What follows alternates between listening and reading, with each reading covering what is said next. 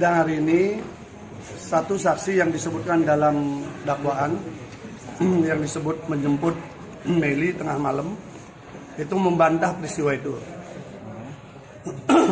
jadi biar enak ya. Ini karena saya harus melakukan cara yang berbeda sekarang, melihat persidangan yang belakangan ini sudah semakin berusaha menutupi oknum-oknum tertentu. Bentar ya, saya harus ambilkan data lah.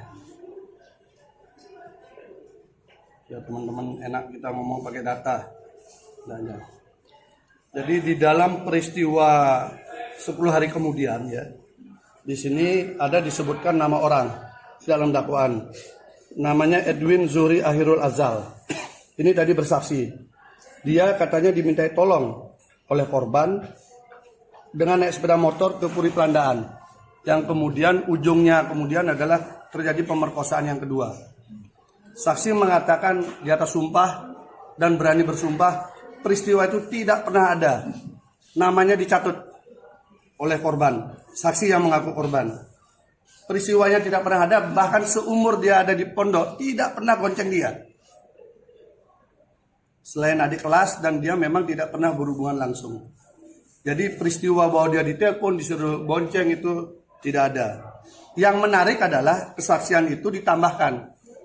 Sebelum dia bersaksi, dia didekati oleh mantan saksi yang lain dari kelompok yang lain yang menjamin yang bersangkutan untuk memihak ke sana. Lalu dia disuruh bersaksi, memihak ke sana, dan dijamin akan bisa dilindungi LPSK.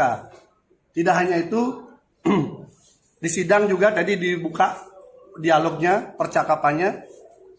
Yang bersangkutan disebutkan bahwa si saksi cerita bahwa dia bisa mengatur nanti dengan Kajari kalau dia untuk tidak dipanggil. Faktanya adalah yang bersangkutan memang tidak mau dipanggil. Fakta, sehingga kami meminta untuk dihadirkan. Faktanya ya.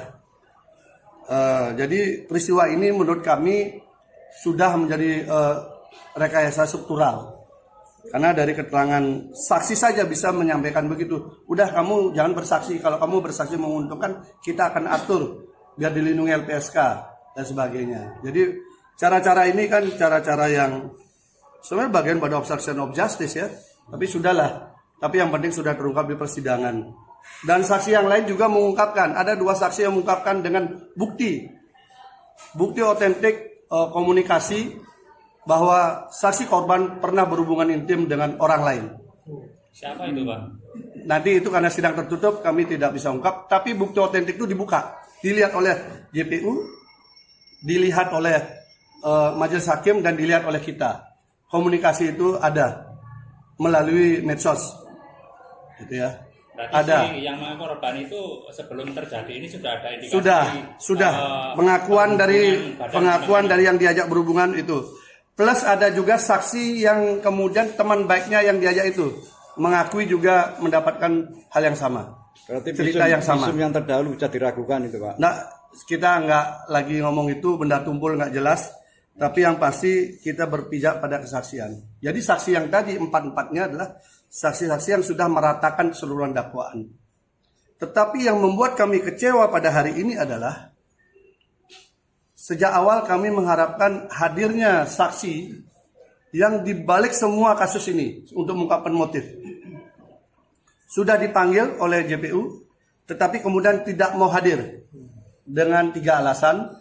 1, karena ada hubungan keluarga, hubungan kiri. Kemudian yang kedua, karena sakit, berlapis ini.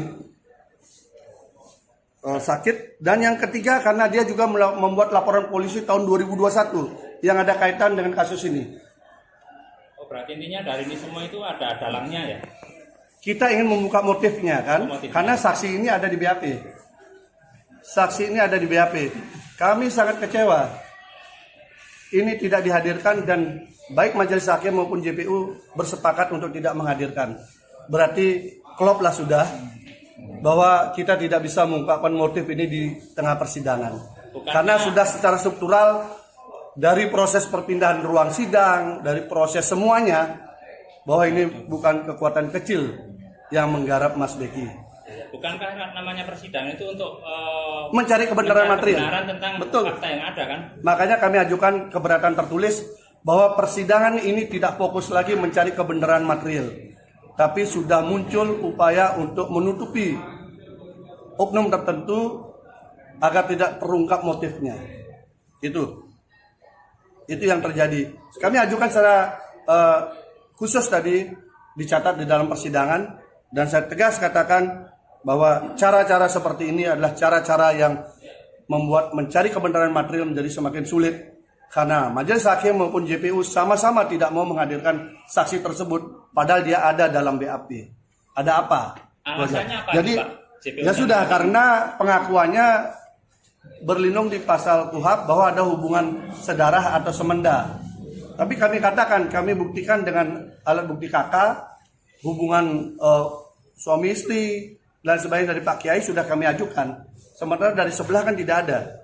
Kami sudah minta kalau itu hadirkan dong kakaknya, kalau memang ada hubungan keluarga, atau uji di dalam sidang dokumen-dokumennya, kan begitu.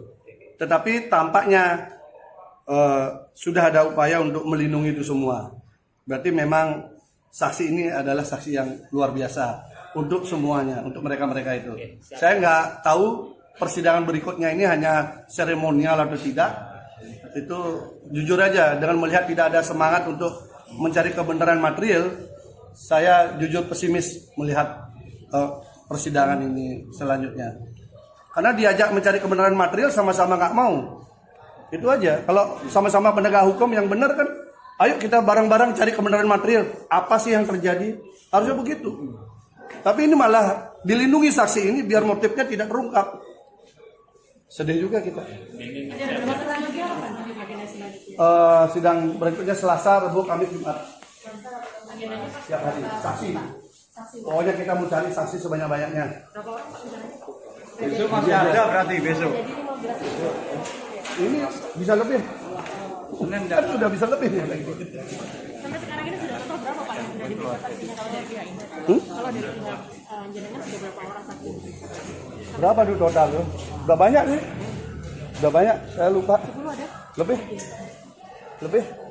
Karena baru saya juga terungkap motifnya, kenapa tidak dipanggil yang disebutkan dalam dakwaan tadi.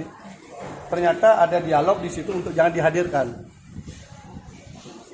Itu kan aneh kan? Ada di dalam dakwaan, disebutkan orangnya dalam dakwaan, tapi tidak mau dihadirkan di dalam persidangan. Apa motifnya? Kalau memang mau penegakan hukum, kebenaran material, harusnya berani menghadirkan. Kan yang kita cari kan kebenaran, keadilan, bukan asal hukum orang. Kalau asal hukum orang, ngapain ada sidang sampai sekian lama kan? Langsung aja dihukum jeblosin, nggak usah diperiksa. Masih Pak. Ya, mana tuh?